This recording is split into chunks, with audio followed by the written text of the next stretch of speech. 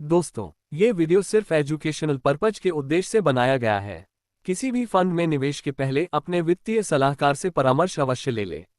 SBI mutual fund Bharat का सबसे बड़ा म्यूचुअल फंड हाउस है।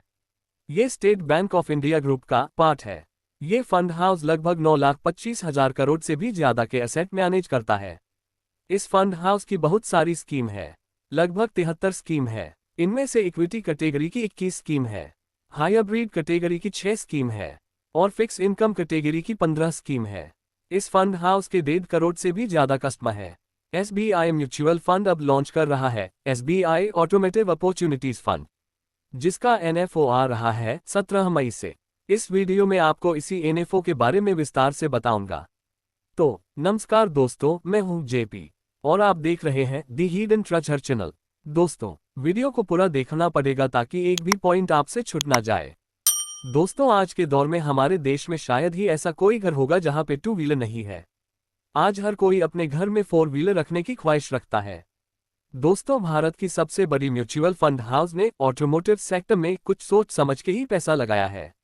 ऑटोमोटिव सेक्टर्स यानी 2 व्हीलर, कार, रेलवे, बस, ऑटो और एरोप्लेन बनाने वाली कंपनी, हमारे और सामान के आवागमन के साधन बनाने वाली कंपनीज को ऑटोमोटिव कंपनी कहा जाता है। आंकड़ों के अनुसार भारत में गाड़ियों की डोमेस्टिक डिमांड दुनिया की 4th लार्जेस्ट मार्केट बनाती है। दुनिया में चाइना और अमेरिका के बाद भारत का ही सेक्टर में नंबर आता है। साल 2023 में इंडस्ट्री का साइज था लगभग 10 लाख करोड़।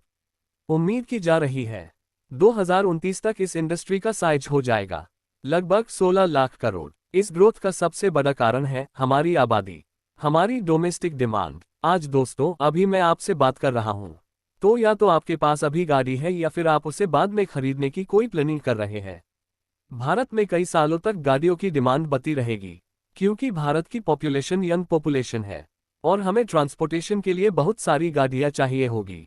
तो आइए दोस्तों, हम जानते हैं किस तरह की कंपनियां हमारे स्टॉक मार्केट में लिस्टेड है जो कि इन गाड़ियों को बनाते हैं और फिर बेचते हैं। नेशनल स्टॉक एक्सचेंज में निफ्टी ऑटो इंडेक्स में भारत के टॉप ऑटोमोटिव लगभग 16 कंपनियां मौजूद है। इस इंडेक्स में Mahindra and Mahindra, Tata Motors, Maruti Suzuki, Bajaj auto, Eicher Motors जैसी कंपनियां मौजूद है। दोस्तों, निफ्टी ऑटो इंडेक्स ने पिछले एक साल में 71% का रिटर्न दिया है। इसने 3 सालों में 33% रिटर्न दिया है और पिछले 5 सालों में लगभग 23% का रिटर्न दिया है। एसबीआई का ऑटोमोटिव फंड इसी इंडस्ट्री की कंपनी में इन्वेस्ट करेगा। ये फंड इन 16 कंपनियों तक सीमित नहीं है। ए फंड इन सेक्टर्स की multi cap, mid cap, large cap में निवेश करेगा। फंड मैनेजर इन्वेस्ट करेंगे ओईएम में, ऑटो कंपोनेंट बनाने वाली कंपनी में भी। वो कंपनियां जैसे गाड़ी में लगने वाले स्पेयर पार्ट भी बनाते हैं, जैसे मदरसन सुमी, बालकृष्ण इंडस्ट्रीज। दोस्तों, इसके अलावा आने वाला समय ईवी गाड़ियों का है। आपने ईवी गाड़ी के बारे में सुना तो होगा ही।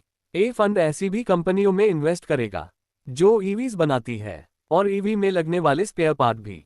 इसके अलावा ये फंड ऐसी कंपनी में भी इन्वेस्ट करेगा जो भारत के बाहर ऑटो पार्ट्स की डिमांड पूरी करते हो। इस फंड में लमसम अमाउंट के लिए मिनिमम इन्वेस्टमेंट है 5,000 रुपये और 500 रुपये से आप एक एसआईपी शुरू कर सकते हैं। इस फंड में 1 साल का एग्जिट लोड होगा 1%।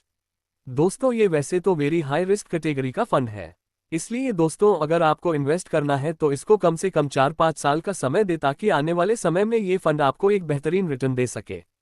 दोस्तों, ये मेरी तरफ से कोई रिकमेंडेशन नहीं है कि आपको किस फंड में इन्वेस्ट करना है। ये मेरी एक छोटी सी कोशिश है कि मैं आप लोगों को जागरूक कर सकूं, जिससे कि आप अपनी धनराशि को सही जगह इन्वेस्ट कर सके। किसी भी फंड को इन्वेस्ट करने के पहले अपने वित्तीय सलाहकार से परामर्श अवश्य कर ले।